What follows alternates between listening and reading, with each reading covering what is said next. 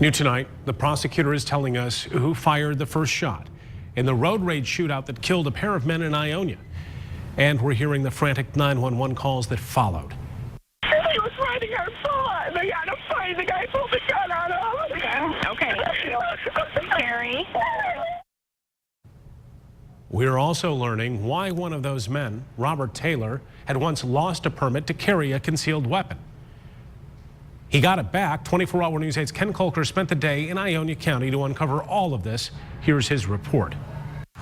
The head of the local gun board said they took Robert Taylor's gun permit away back in 2006, but that they had no choice but to give it back to him 3 years ago. There's no out for the gun board. And frankly, looking at this today, there would be no red flags. Nothing, he says, to indicate that 56-year-old Robert Taylor would get into a gunfight with 43-year-old James Pullum, a man he didn't know after a road rage incident, leaving both dead.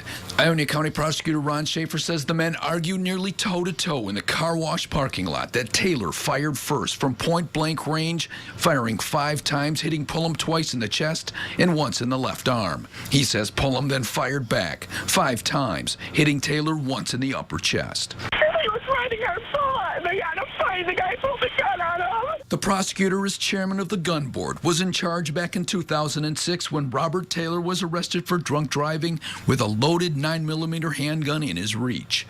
Taylor was convicted of drunk driving, but that weapons charge was dismissed. The gun board took action on it and revoked his CCW permit. By law, it was revoked for 3 years. Then 4 years after that conviction, Taylor asked for it back.